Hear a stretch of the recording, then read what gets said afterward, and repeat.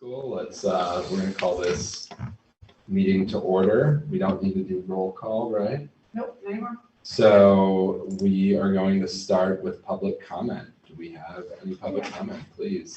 Do I sit here or? Yeah, you can sit back there, there's a microphone Oh, there okay. for you. Yeah. So my name is Lisa Burns. I've had kids in the school system since elementary school. They've gone through Union Middle School, and one just graduated from high school in June, and another will be a junior.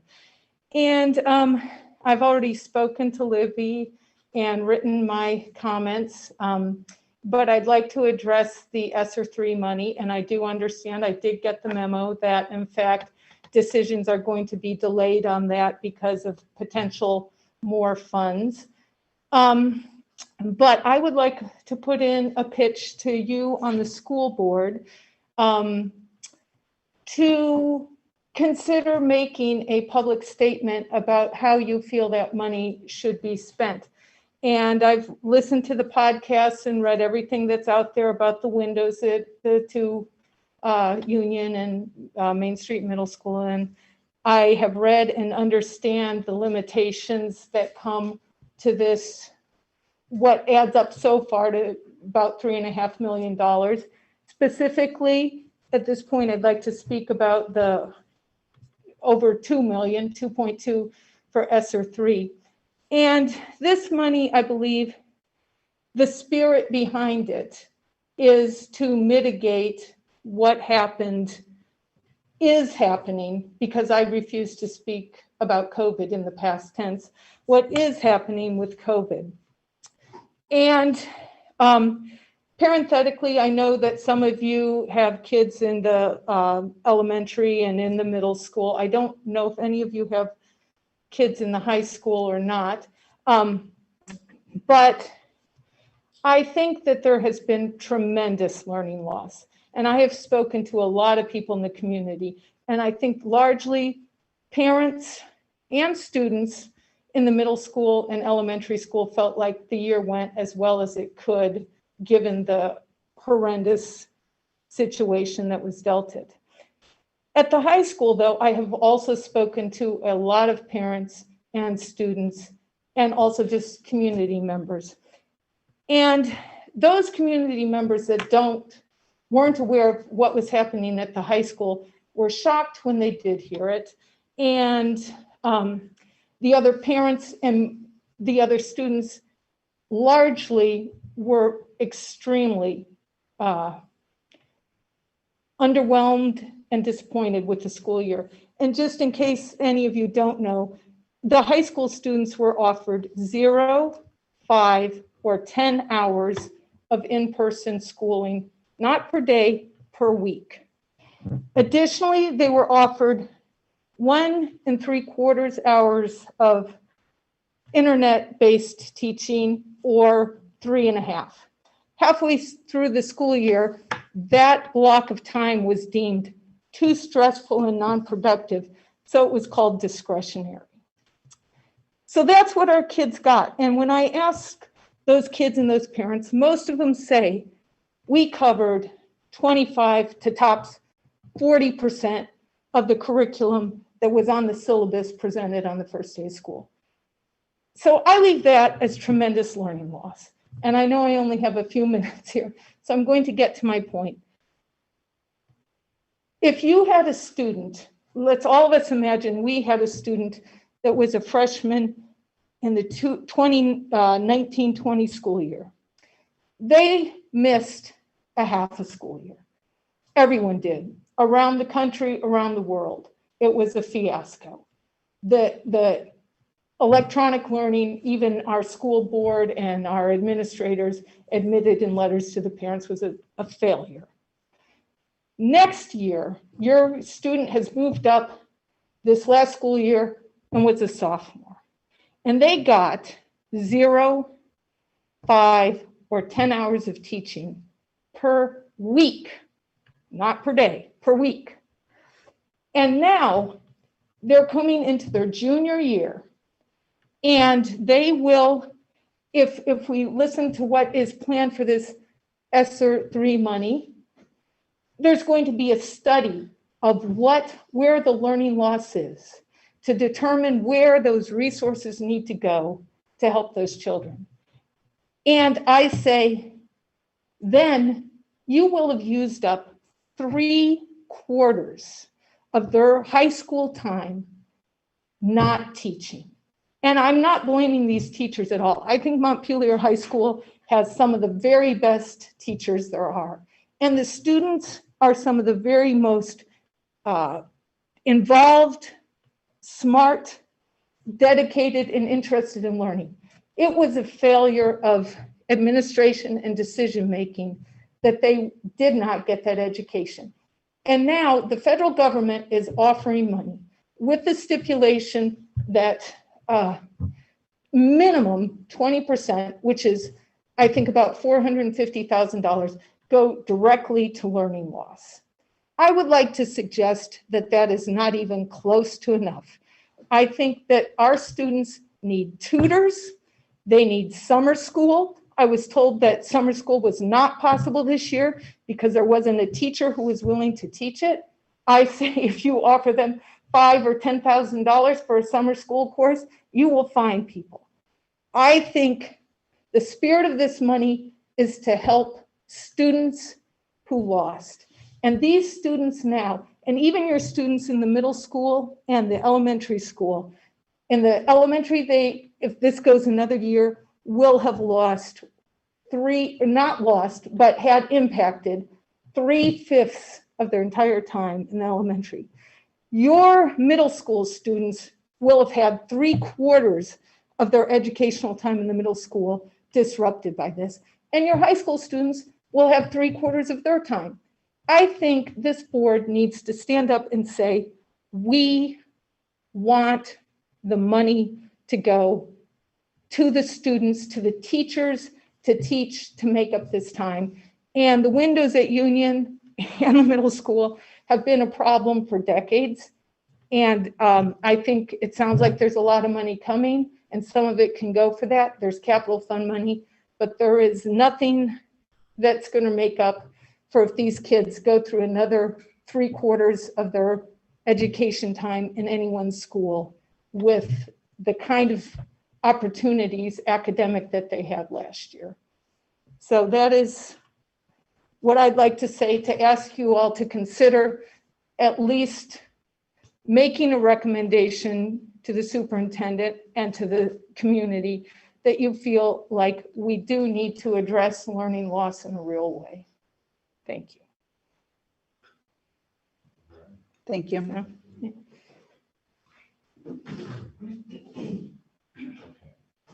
I'm gonna move on. Any other public comments online or in person?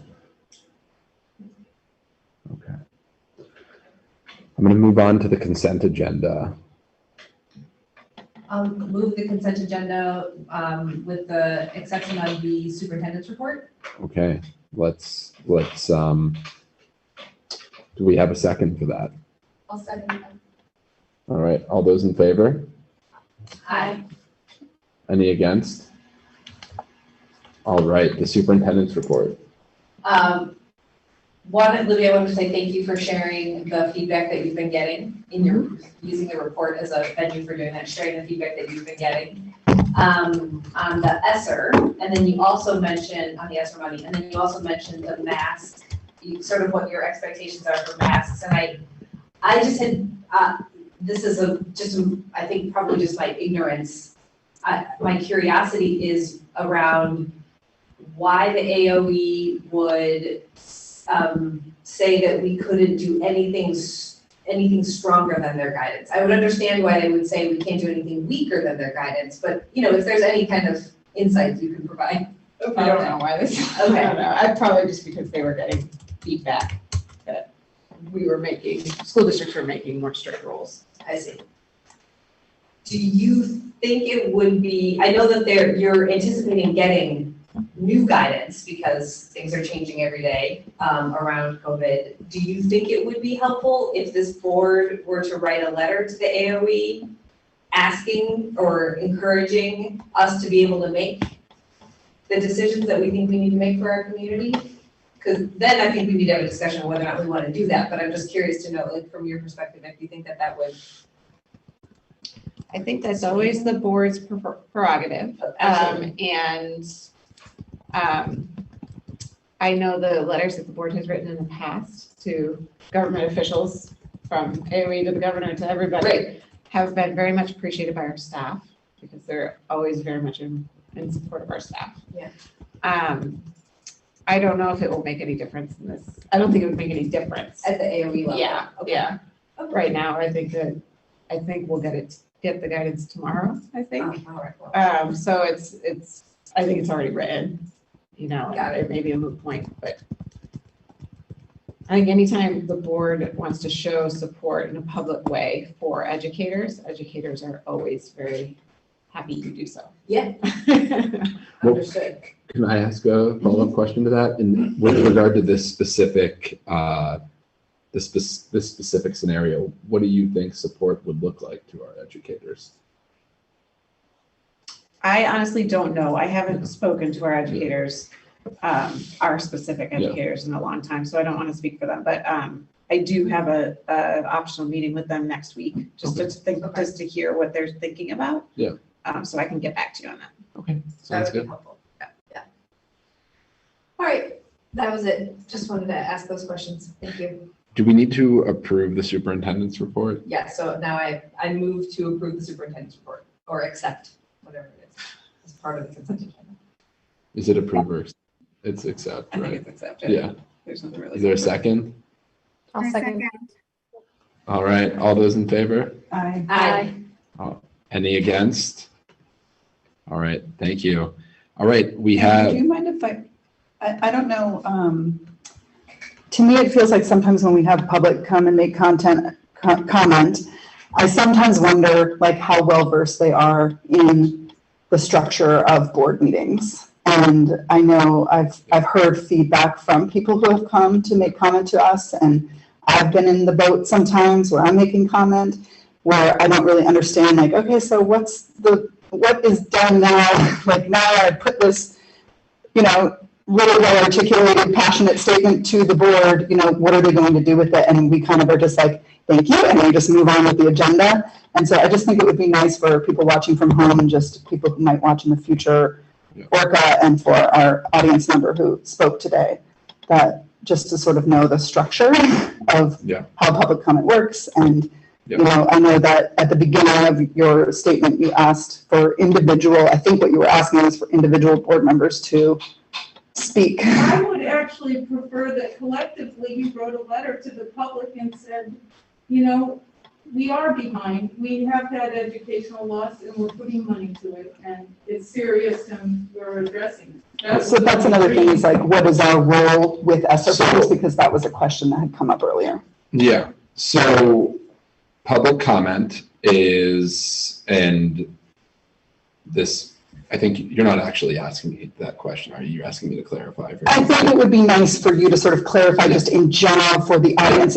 You may be super well versed in how these things function, but I just think in general, it's probably good practice when we have a few people that come and make public comment, so that they don't feel sort of like a deflated sense of like, well, that So go anywhere. the board doesn't typically, with regard to public comment, the board doesn't typically, it's the practice of the board not to engage in public comment at board meetings, so that we can keep these board meetings moving on time and progressing forward.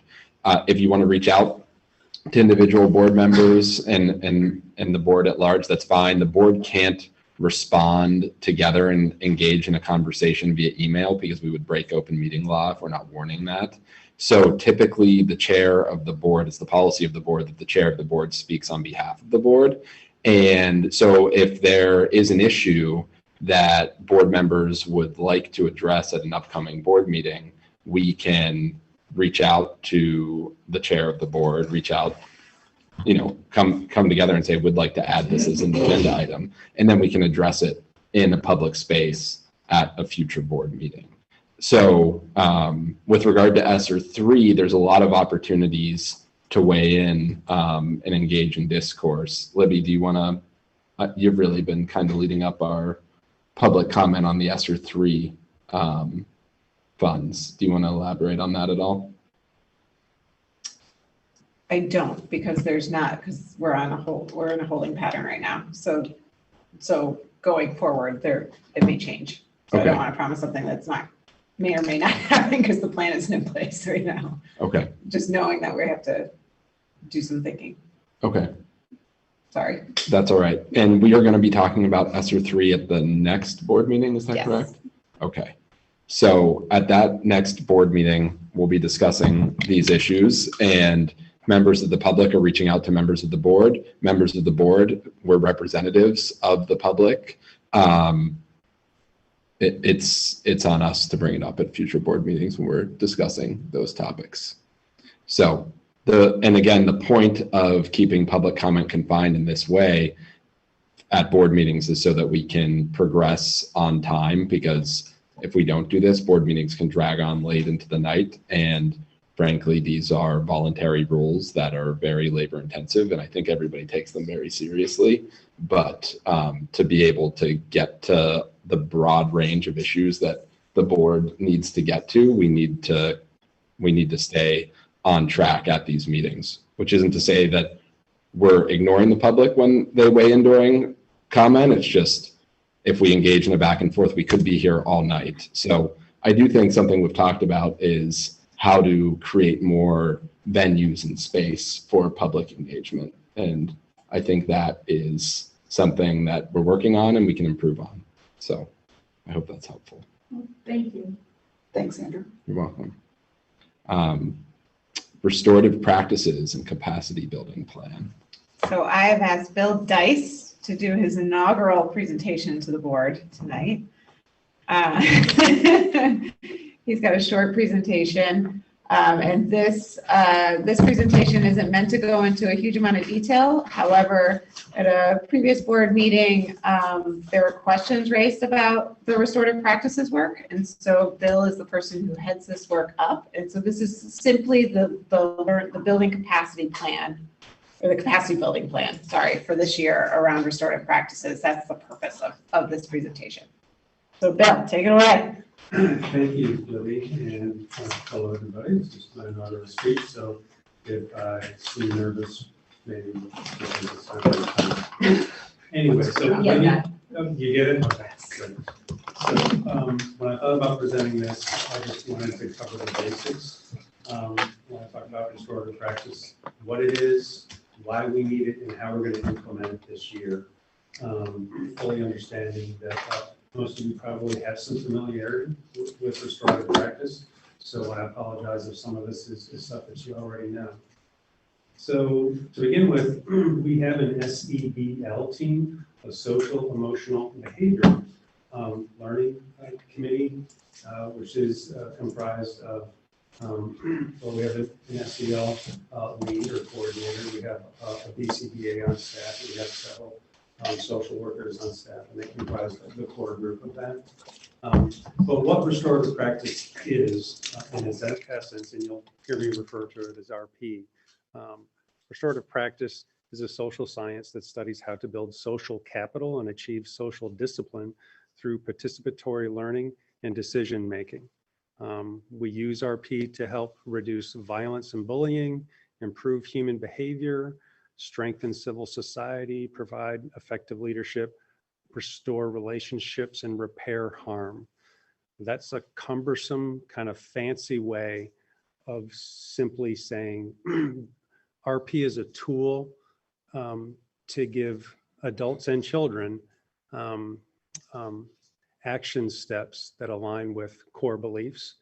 And our core beliefs generally, well, certainly in this community, in this school, and the people that I interact with, the core belief is a default setting to kindness.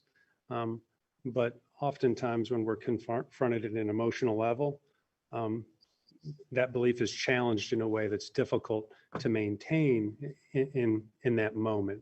So RP gives you some tools in those moments. So that's what it is. Next question is why do we need it? I think I touched on it a little bit. Negative interactions. So when they do occur, A couple of things happen, a lot of things happen actually, but two that I'd like to touch on is there's emotional damage and there's community damage. There's emotional damage to the participants involved, generally walk away not feeling too good about it, and there's community damage. If you think about children in school, if there's some sort of interaction that's negative, the community at some point is, in their own mind, is maybe taking sides. So I would consider that somewhat of a damage to the community. Other things to consider is that the research clearly shows that consequences and rewards are only reliable for shaping behaviors that are simple physical tasks or rudimentary thought. So an example for that would be, I would really like to see the floor in my child's bedroom at least once a week. That is a physical task, and it is proven that whichever way you want to go, a reward or a consequence generally will work in those scenarios and have the desired outcome. But once you introduce anything that is mild or above rudimentary thought, you can throw consequences and rewards out the window. They're not effective. So the question becomes emotions, empathy, and resilience. Do we collectively believe, or are they cognitively complex behaviors? And they are. So consequences and rewards are not going to have a lasting impact. So an example of that would be the same kids over and over getting all the stickers on their sticker chart, right? Meanwhile, you're trying to impact other students in a different way and they're not getting any stickers. So that would be just kind of a simple example of that. So that's why we need it. We're trying to impact a complex thought process, and restorative practices gives us a tool to that. So how are we going to implement restorative practices? There's going to be three directions we take. We're going to use internal and external resources, and the three things that we want to touch on, obviously students and student development, staff development, and then at a committee level. So in order to do this, the student part, we've been able to secure some money through the Department of Health. They have a grant that comes out each year, and Libby had the wonderful idea of adding this into it. And we're going to partner with the middle school and high school. We're going to partner with a group by the name of Up for Learning. I didn't put that in here, but Up for Learning is a group that works in a lot of different schools in developing the principles of RP, working alongside of the youth in those schools. They have an action research project, which I believe is a culminating event towards the end of the year. And it's called the Youth Participatory Action Research as a vehicle for change. And they're going to meet bi-weekly. So one week they'll be at the high school, next week they'll be at the middle school, and vice versa throughout the course of the year, meeting with a team of students to help develop these skills within the kids in our buildings. So that's the student work. Next slide. So the staff work. All staff members will engage in training with John Kidda, along with consultation time. He will be in front of our staff members for roughly 2 full days of training this school year. He will focus his time on making sure participants walk away with the following common understandings. Using the restorative practice tiered fidelity inventory tool, we'd like to make sure that all of our staff members are using it with fidelity in the way that it's intended. Circle keeper training, that if you're not familiar with restorative practices, circle keeper training, circles are a proactive way to build community with the participants. So teachers would lead that in their classrooms. The principles of RP, they would also have academic circles, and hopefully we could get to some advanced RP practices, both proactive and restorative practices.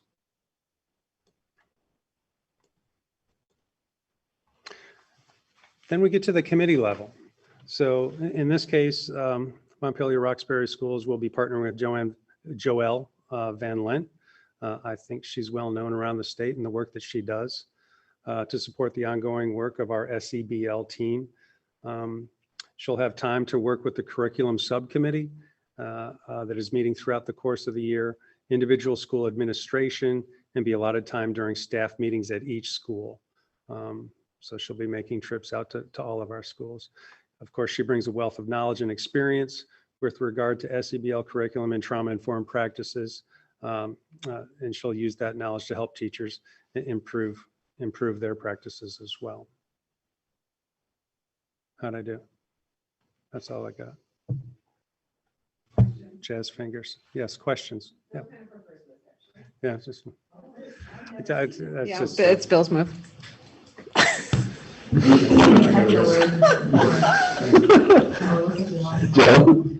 So Bill, I think, a lot of us kind of can speak this language and understand about curriculum and embedded and staff meetings. I'm wondering if you can give like an example or two of like literally what it would be an example of something that would be done at a staff meeting or at the elementary school that's an example of restorative practice. So people can see a little more concrete what their child would experience or. Okay. Does that make sense? Yeah, absolutely. So I think the way to tackle that would be to look at two scenarios. One would be a proactive approach, and then the one that would be a restorative kind of approach. The proactive restorative practices, a lot of people that are well versed in this know about the circles. And that's an intentional way to build community in your classrooms. To get people to share, to open up, and to talk to each other, not about the math, not about the science, but in a safe way about a prompt that doesn't elicit bad feelings in some way for some students. And it takes some understanding as far as what an appropriate prompt can be, and a lot of us would come to those scenarios with bias, thinking, oh, well, the question I'm asking is fine, and not understanding why somebody's shutting down. So it's that intentionality in building not just the interaction between teacher and student, but the interaction between student and student.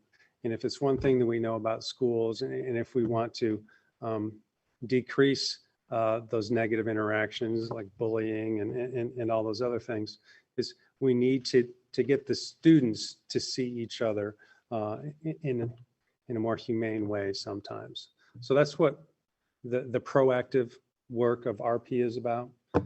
The restorative piece comes after a negative incident happens in school. So when I was an assistant principal, when I started as assistant principal, I didn't have this as a tool, although I kind of fell to it naturally. What you want to do when you're when there's a negative interaction, there's harm. There can be physical harm, but every time there's definitely emotional harm. And a lot of schools around the nation deal with that physical piece and that emotional piece through a consequence, which we know, if you believe the research, doesn't particularly work. I mean, think about this. Can you discipline somebody into caring about somebody else? Is that something that you believe you can do? Generally doesn't work. Otherwise, you would dole out one piece of discipline and that child would be fixed. There would be no more interactions negatively. It just simply doesn't work. So in that case, the reactive piece of RP is an invitation. It starts with an invitation. You don't force kids to have a conversation and say, you will apologize, you will like this person again. That won't work. There needs to be an invitation, and that may take some time for feelings and emotions to calm down. And you give voice to each person with a moderator in the room.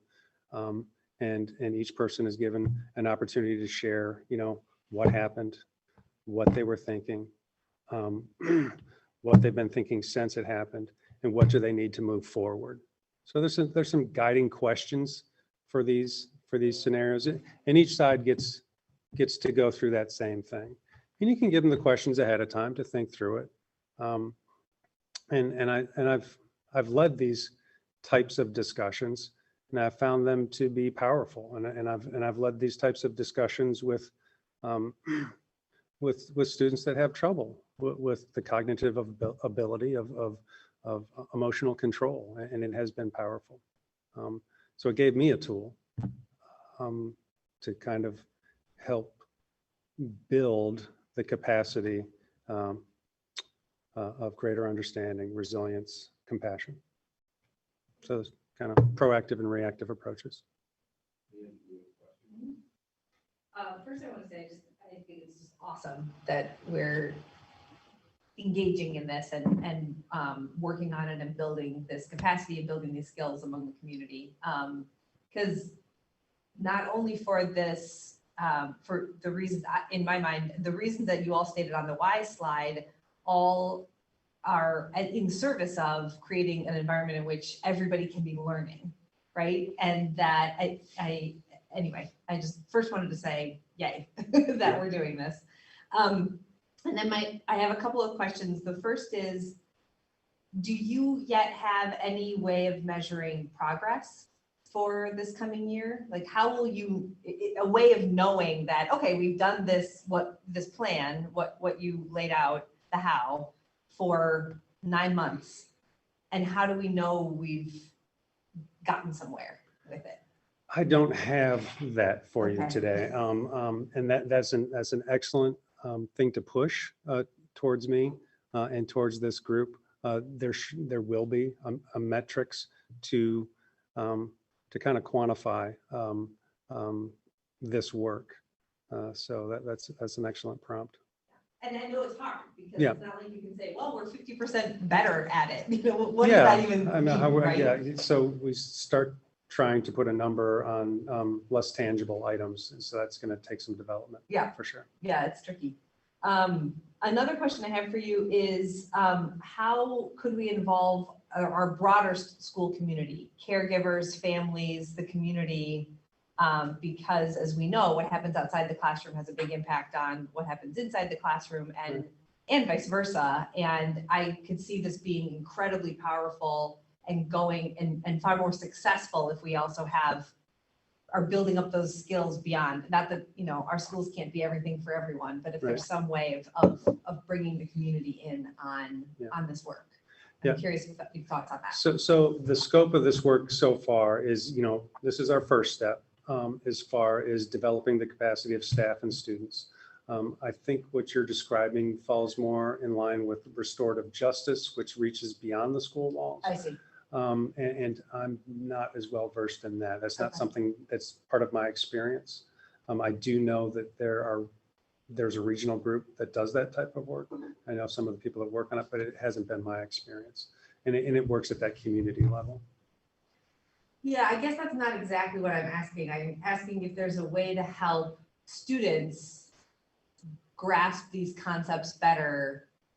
And maybe the answer is no, by involving caregivers. And maybe it's a thing that we could be doing to work with our caregivers alliances or something like that to help build up the skills of the people who are also taking care of the kids when they're. Yeah, so that certainly could be a part of, I could see that being a part of a reentry meeting, if there needed to be a reentry meeting at a particular time for a student. Off the top of my head, that rings a bell with me. I think what you're suggesting to me is something that we should consider more, that we haven't considered it fully yet. Yeah. So thanks for. I'm just getting very bringing it up. excited. Yeah. Because this is very cool. Joe? I could just add, I found that I have a middle schooler that, you know, when you say, how was your day? Fine. What'd you do? The same thing. But if you say, what was the circle question? Or you ask about like what they did at circle, then all of a sudden like a lot more comes out. I definitely found that. I sort of stumbled on it. It wasn't, but that's that kind of thing. So I think when the message comes home at the beginning of the school year about what they're going to be doing, like that must have prompted something about circles, and that has definitely been a more enlightened conversation than just that's fine. And one last question that is totally okay to not have the answer for tonight, but if you think about these restorative practices and how they're intertwined with the learning that happens in classrooms and the, what we're working on building back to and beyond from what the impact that COVID has had on all of us. I wonder if there's more, like what more could we be doing that we don't have the resources or time or, I realize we have limitations, but it just, in my mind, this feels very connected to the quote unquote learning loss, and building up both of these things in tandem with each other feels like we could go even further with them. But like I said, it's totally, I don't even know if I have a question in there. The question I guess is what's next, or what more, or, if you could, if you were king of the world for a day for this, what would be your ideal? Yeah, so for me, I think this is part of the recovery plan. I think students, in order to make up for losses, are going to have to,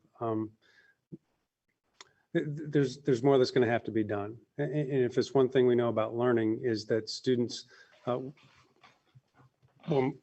learn more if they can be in a relaxed state of mind, calm and available, and not in a stressed state of mind or tense and unavailable. If you think about the stress curve, we want kids in a place where they're not overloaded with stress, but we also don't want them way on the other side where there's disengaged.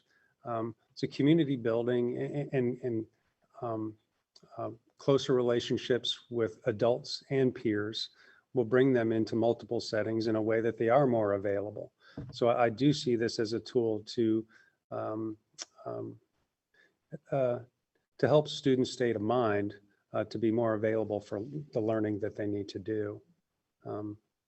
Does that? Okay. Thank you for the presentation. Fabulous. And I'm really excited that we're sort of delving a little deeper. I know that you've already done a lot of work in the district around restorative practice and professional development and training, so it's great. I'm wondering, kind of similar to Mia's question, but more, being student-centered as a district is one of our beliefs, shared community values. And I'm wondering, what part of the plan is student-centered, student-driven? How are you incorporating student voice into your restorative practice plan district-wide? The student voice piece will definitely be headed up by our partnership with Up for Learning. That's their specialty, and that's why they've been brought in. I'm by no means an expert on all that they do, but that is in their wheelhouse, and that's why we've partnered with them. So what was the other part? There was something else that jumped around. Could you repeat the first part of your thought? Just like how will students be sort of centered in this plan moving forward? Will there be training for students, or how will student voice be incorporated in the plan?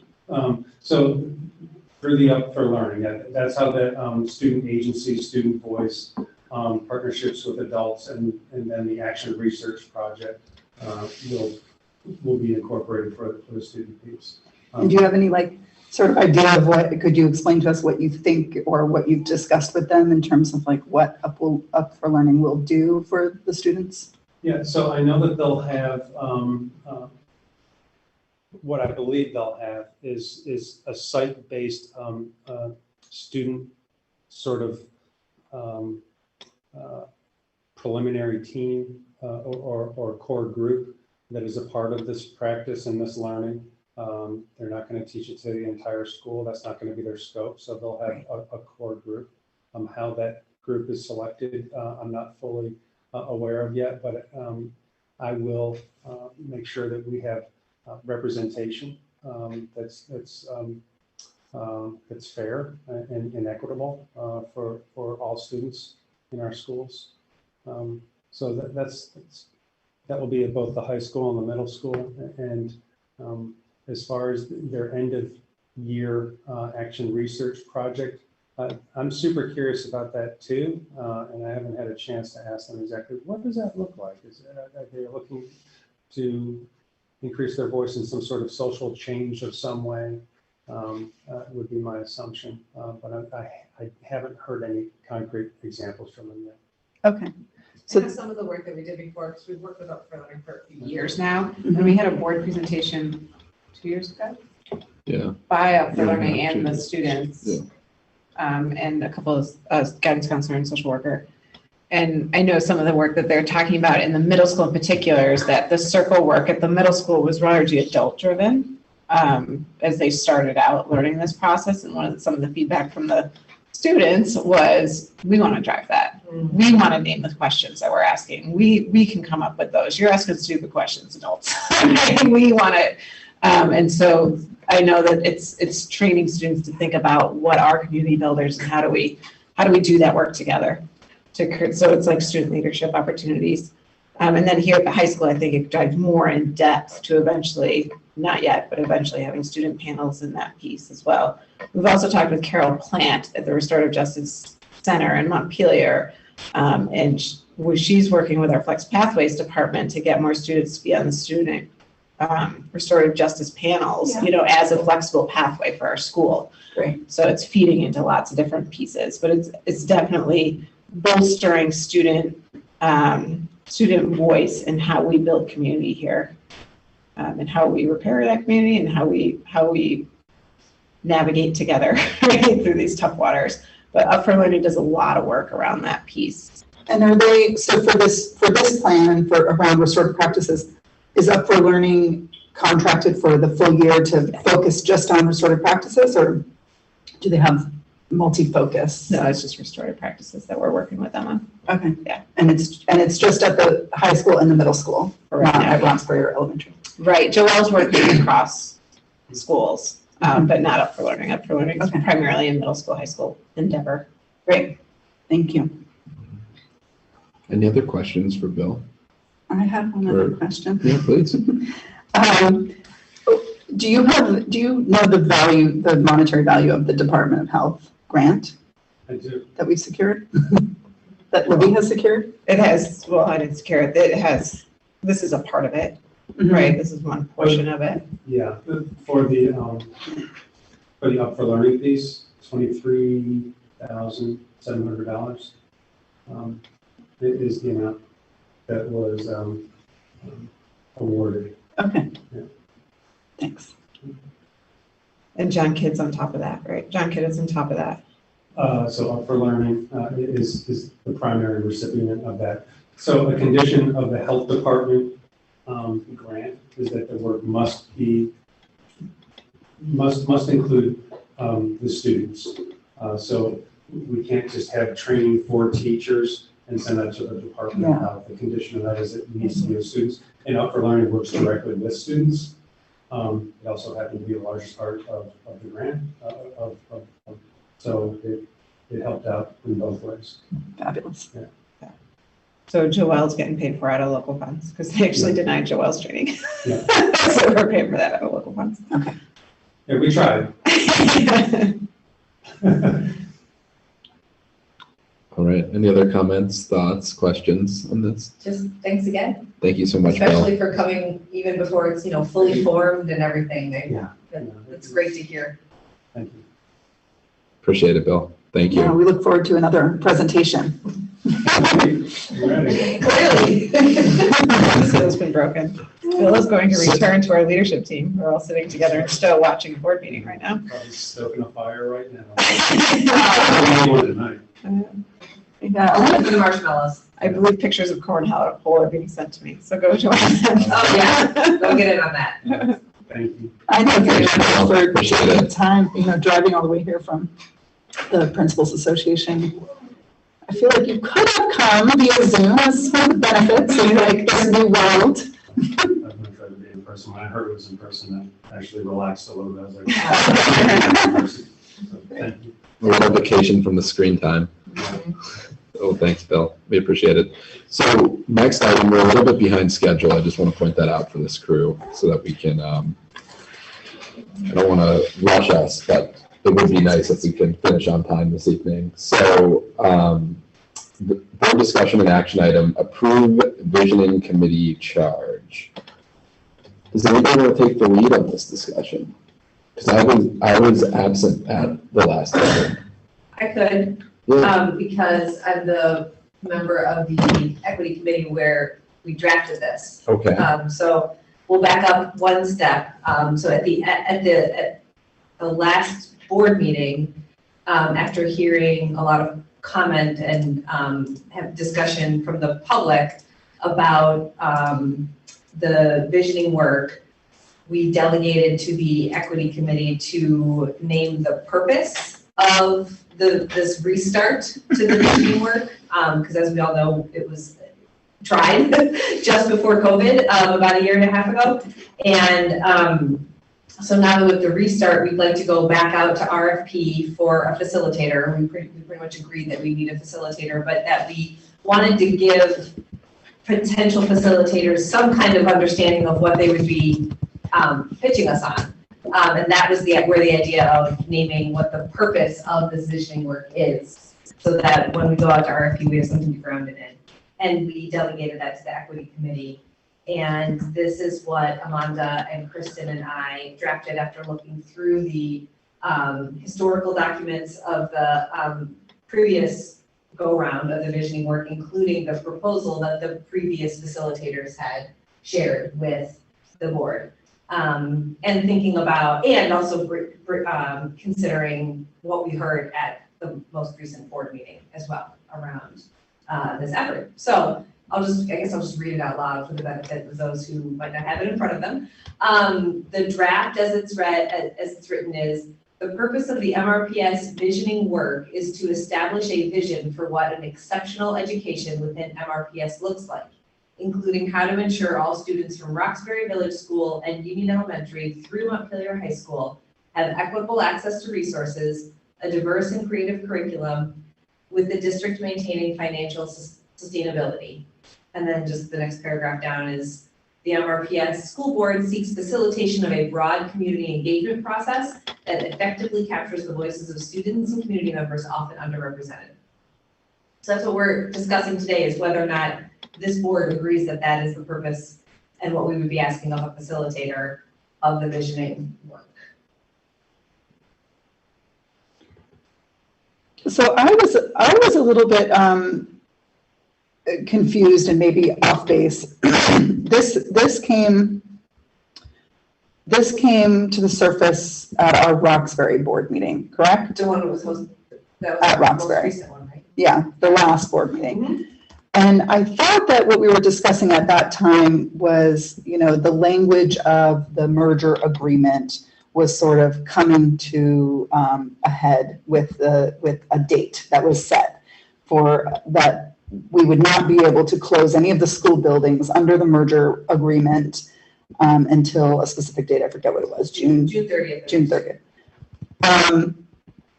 And so that was causing a lot of questions to bubble up in the community, in both communities, Montpelier and Roxbury. And so I guess I thought that it was less of a broad visioning, which I think is work that it sounds like has been sort of needed for the school board for a long time and has been sort of pushed to the back burner. And I think that that's super important, but I wonder if it might be, to me, it sort of sounded like a separate issue to be discussed and maybe a separate committee. There's the vision for our district, and then there's sort of this more immediate pressing concern around the language of the merger and what the future holds for the physical buildings and such. So I don't know if I don't believe she did. As of last week, when we met as a committee, she hadn't heard back from the lawyer yet. Yeah. Who is this? Jim, Amanda I was gonna ask. Jim and I were speaking about it, and our hunch is that in order to change the merger document, you have to open up a new study committee. You have to open up a new act, 46. Or Ward 46 46 committee. Mm-hmm. And the other piece that we were discussing is that while I understand the perspective of the worry around that language, it truly is a moot point because of our budgeting cycles. Mm-hmm. So we have to have our budget in by December for next year, right? So it truly is a moot point, and there aren't going to be any votes to close school buildings and, by this June 30th or next June 30th. Yeah. And so the question being, is it worth opening up a new, if that's exactly what we have to do, which is an assumption, a new Act 46 merger committee? And Jim's take, and I don't want to speak for him, but I'm pretty solid on this one, that Jim's take was that is not work the board wants or needs to do. Right. Yeah, I agree. I think what the question that Emma is asking is more like, what is it that we're going to be establishing a committee to do and hiring a facilitator to do? Is that Correct. Yeah. And what I took from the discussion at the last board meeting and from looking at the historical documents was that we first have to figure out what our vision is as a combined district. That hasn't happened yet since the merger happened, like a real vision for what, and we can play around the language here, but what an exceptional education looks like. And then we will base any decision about what to do with our buildings on that. And if we decide to do something with our buildings without having that, then it will feel very piecemeal. It will be very piecemeal. We'll just feel that way, but it'll be very piecemeal. And we might have a further repercussion down the line that takes us in a completely different direction because we didn't have a cohesive vision first. I am concerned though that, I'm just throwing this out, what an exceptional education looks like to you isn't necessarily what an exceptional education looks like to your neighbor, right? Yeah. Like one of the interesting things about public education in this country is that there are a lot of differing perspectives on what the purpose of education is, and therefore what an exceptional education looks like. Yeah. So I am concerned that this charge, it's broad enough that I'm a little concerned that it's broad enough that it might not yield a fruitful outcome. That's my number one. Mm-hmm. I'm just voicing, I'm not saying that's the case. I'm just throwing that out there, Jill. I actually had a really different reaction because I do feel like we all spend a lot of time talking about this, and I think we keep sort of putting the cart before the horse, and I do think we need to kind of have that community discussion, which I don't think has happened since the merger. So I kind of like that idea, whatever the adjective is, whether it's exceptional or something else, but I do think we need to have the conversation, and I feel I really like what you guys have come up with, because I think we have to make those parameters and those decisions. And then I think that is where we sort of ended up at the end of that conversation was, and the buildings are one of the resources that we will allocate based on that vision. My only question is whether, rather than listing the buildings in the vision, if we say the Montpelier and Roxbury communities or something like that, instead of listing the buildings themselves. So I have a follow-up question to this. Did this group, so we're not the first district in this country or world that has encountered this situation, right? There's lots of communities that have gone through similar exercises to this and processes to this. Did this group look at other examples to see what kind of like framework yielded fruitful outcomes? I know that a lot of districts in Vermont are working with Portrait of a Graduate. Okay. Sorry, it's a fruit fly or something. And whether or not the group wants to take on Portrait of a Graduate or not, but that's a process that I know lots of people are working with currently in Vermont. To a lot of success. I know that Essex Westford, when they had their merger before, as we were going through our merger, I think. Probably.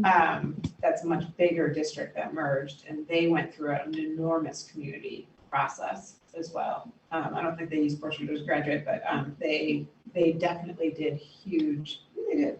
No positive, but can you explain what Portrait as a Graduate is? Yeah, it's simply a protocol to have the conversation of what you value most out of your graduates. Like when, like the picture of what you imagine every graduate of our system to the skills, both the interpersonal and the academic skills that you want everybody. And it's like it's canned, like it's good. It's tools. But yeah, right, thank you. So it's created and it's a way to guide that conversation and that process. And the district has never done something, I mean, like Montpelier as a district doesn't have a statement of that, like all graduates from Montpelier-Roxbury. To my knowledge, no, that conversation has not happened. It could have happened before me. But in my tenure, it has not happened. The vision statement that's on our letterhead was written by the board kind of piecemeal. When we merged, like we need a vision statement on the letterhead kind of thing. Right, I do seem to actually remember one. I seem to remember like a graphic that went along with it. The board did used to have ends, like ends policies way for me. And when the merger happened and all the new policies had to be rewritten, those were not adopted again. So I do know that there used to be ends, but that is more policy governance language. And the board decided, I think at the merger time, that they were governance by policy and not policy governance. Right, what I'm imagining was not a board document, it was like a district thing. So, okay. So what you're saying, and Libby, that the tool that you're referencing, those feel like the things that are up to the facilitator. Yeah. I think it's up to the facilitator to run a process that helps our community all come together to define an exceptional education for exactly the reason you're stating, Andrew, that what looks like an exceptional education to you is probably different from me, and it's the facilitator who will bring all those inputs together and help us coalesce them. So I guess what I'm thinking about this in a very applicable way. I'm thinking like, I want to make sure that this process results in fruitful outcomes. And so I'm thinking like, I see what you guys put together here. I have no personal qualms with the way that this is organized in terms of like a general vision for what we want, but I'm thinking like, how do we turn this into reality? So I'm thinking like, what does a scope of work for a facilitator look like for this? And kind of building on that, like, so I guess it's just my take on what happened at the Roxbury meeting, the last meeting. So my take was that I thought we talked about you bringing language about more of the scope of the committee and not an actual charge. And I thought I remembered us talking about language that we could use to hire a facilitator. And then once the committee was formed, that the committee would draft a charge and bring it to us. Well, yeah, I didn't realize this was the charge.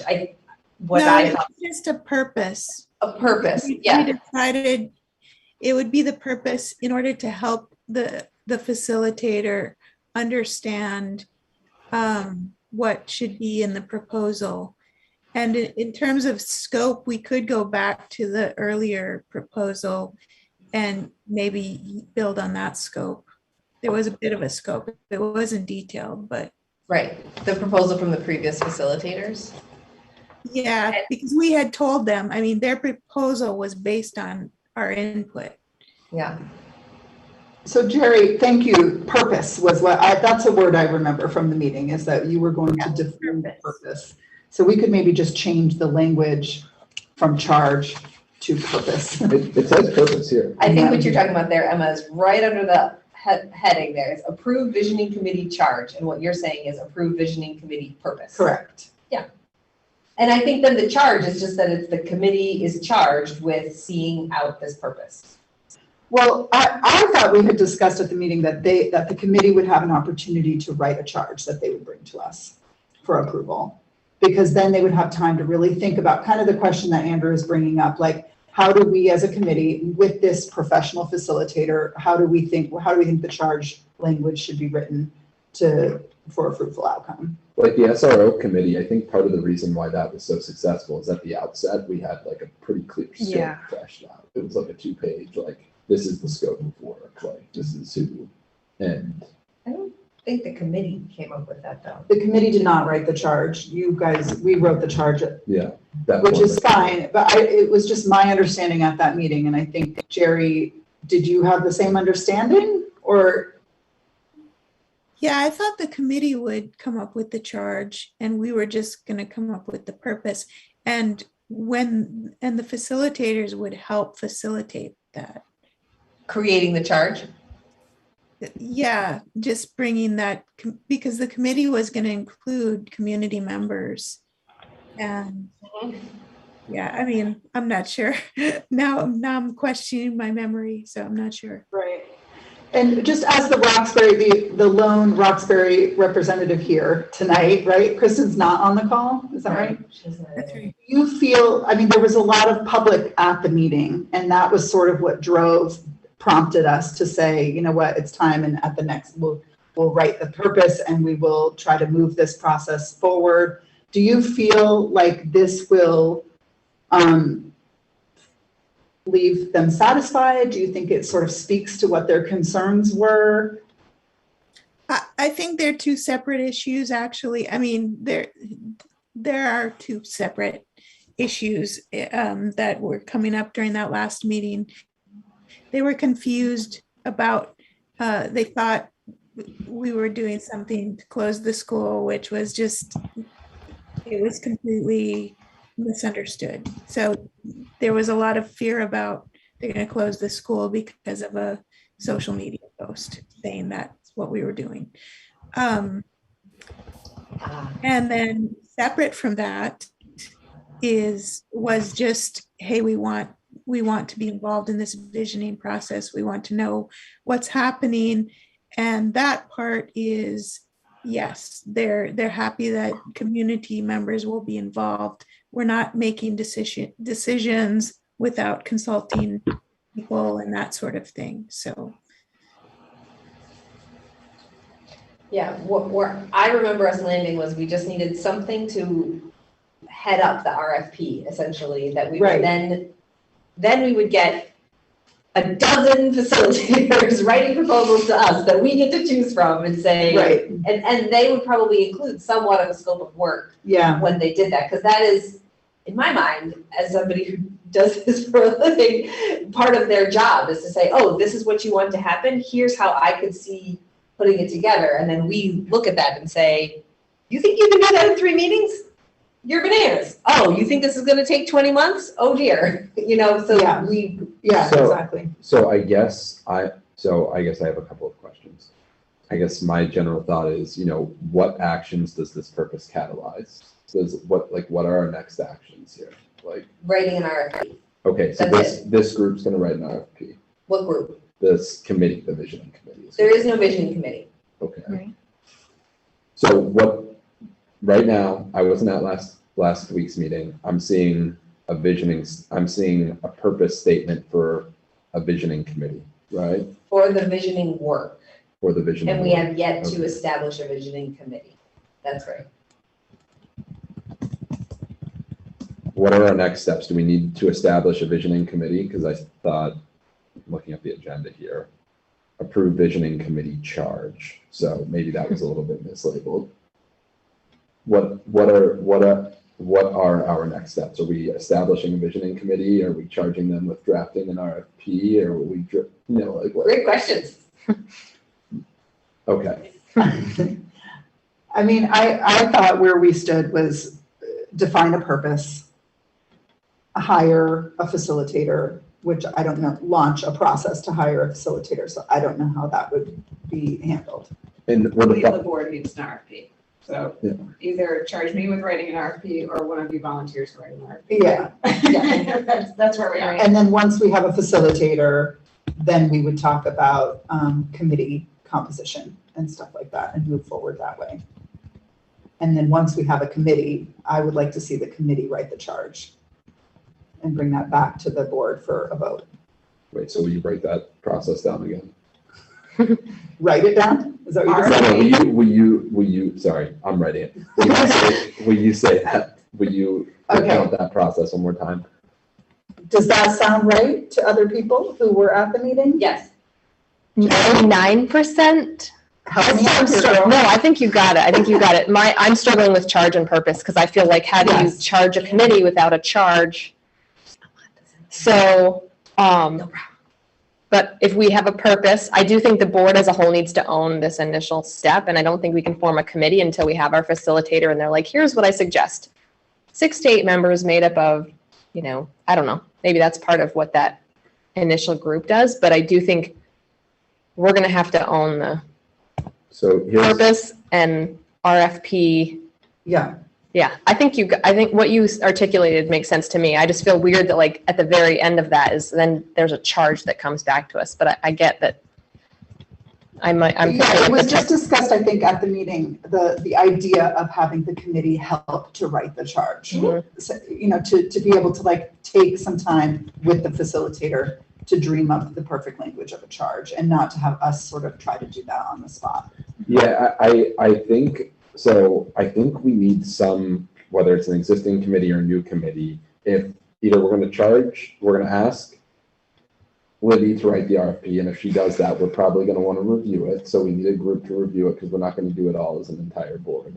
I mean, we could, but it will take forever to get done. And I don't know. This is me as gig.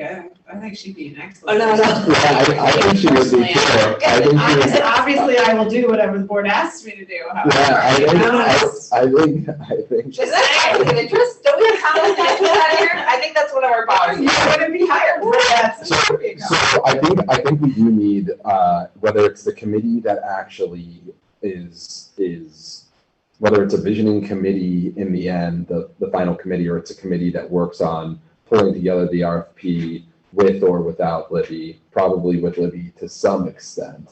And I mean, we also need a committee to review proposals after they come in. So just to catch you up, Amanda, we're moving from the language of the purpose to what are the steps of our process that we're going to follow next. There seems to be general agreement that the language of the purpose is fine.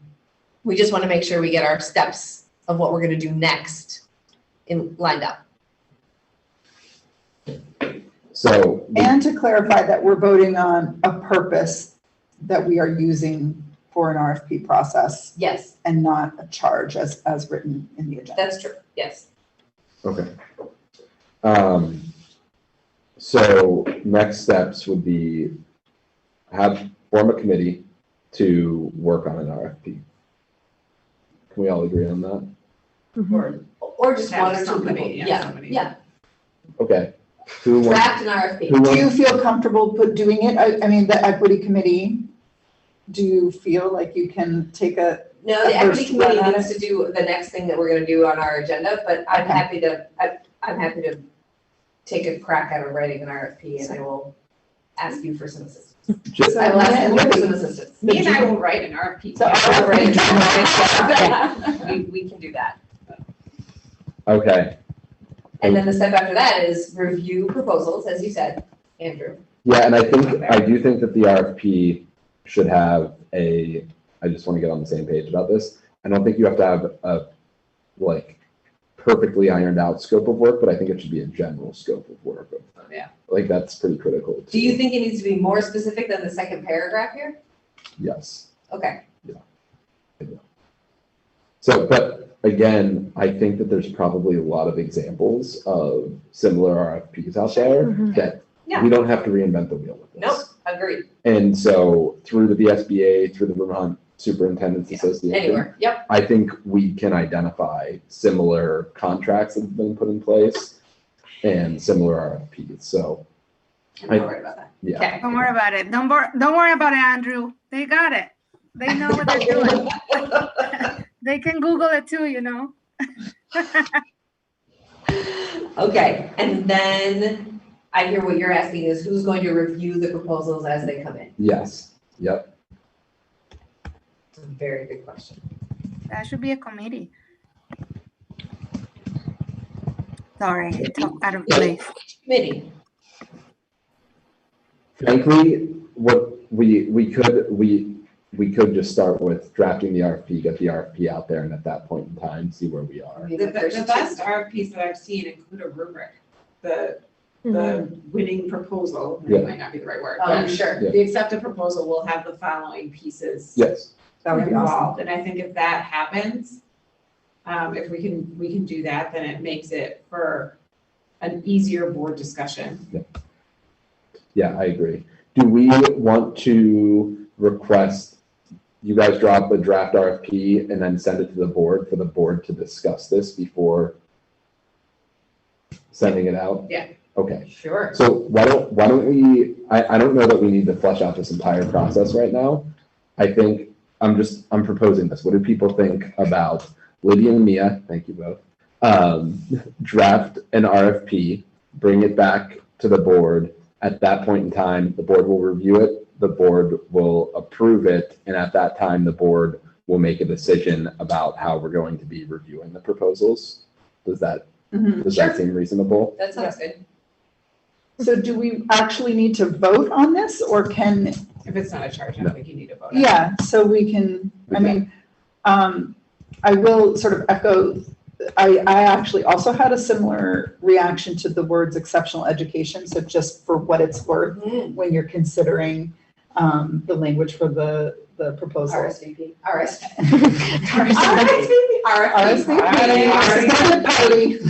It's gonna be a big party, everybody. Okay. And even if it said something, like if you swapped out the word education for experience, could potentially start to, anyway, so. Okay.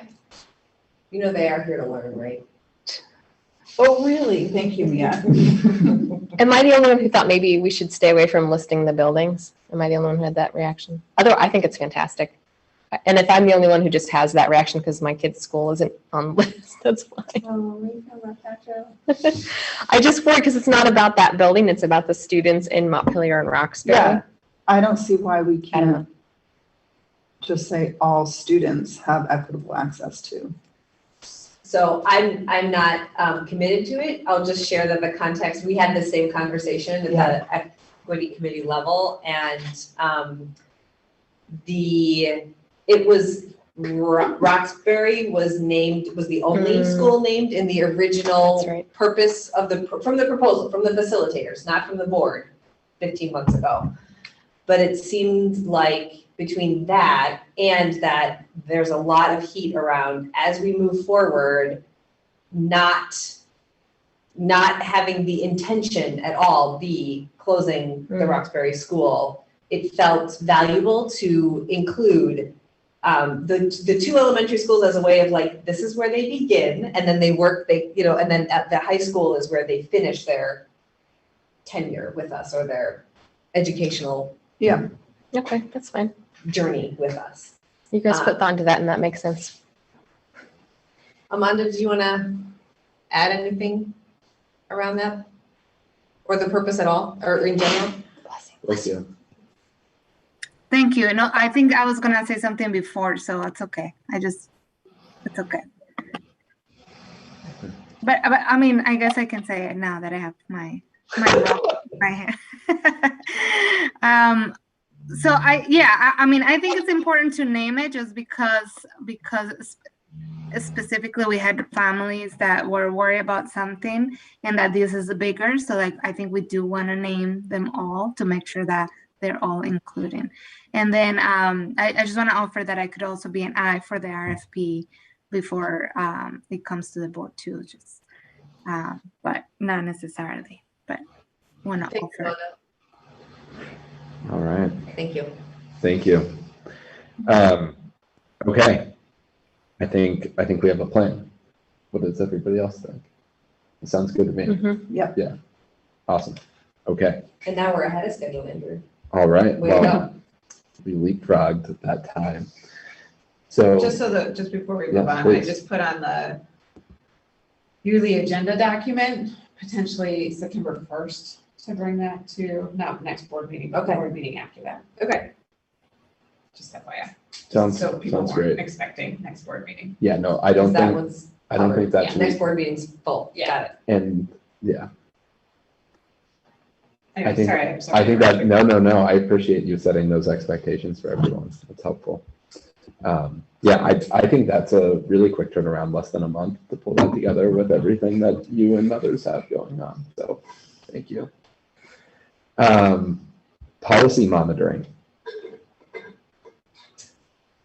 we start this by moving to accept the policies or Yes. Yeah, that's- the monitoring reports? Sorry. We can also chat about them if anybody would like to. If anybody has any questions or thoughts. I don't know if it was a new practice, but I appreciated having the actual policy language with the monitoring report. That was really helpful. Do you mean the procedure? Yeah, it seemed like it wasn't just the Yeah. report and that Agreed. was it. There was actually, yeah, the procedures and the policies right there next to it, so I could see the whole picture. So I found that really helpful. Same. Thank you for including those. Right. Thanks, Anna. Yeah, Thank thank you, you, Anna. That was requested at a previous board meeting a few months ago and has been happening. Great, yes. I noticed it. Well, not all of our policies have procedures, so that might be the Got new it. thing that you noticed. Okay. Mhm. Yeah, it's very helpful to see how they become action. And it's also on your board webpage. Mhm. Those things are on your board webpage too. Yes. Yeah, we have all of the policies on our webpage if anybody wants to. And procedures. And procedures, thank you. If anybody wants to review those at any point in time. It's very helpful for the policy committee. Okay, so do I have a motion to approve the policy monitoring reports? Or do we have a motion? I'll move the To approve, policy monitoring. Jinx, you owe me a Coke? I second. All those in favor? Aye. Aye. Any opposed? The ayes have it. Okay. I move that we adjourn. It's 45 minutes in advance of the time. Oh my gosh. Good. I second. Yeah, it's clearly. The meeting, that's what it is. I don't know. All those in favor? Aye. Aye. Any opposed? To adjourning. My daughter, who I'm gonna just go home and catch a half hour early, not eating junk food. Thanks, Honors like Thanks, Amanda. Thanks, Jerry. Thanks others who joined. Thank you for providing this. Thank you. Really Good night. appreciate it. Yeah, Thank we you. appreciate you coming. All right. Great. Thanks, everyone. Yeah, I was hoping to touch base with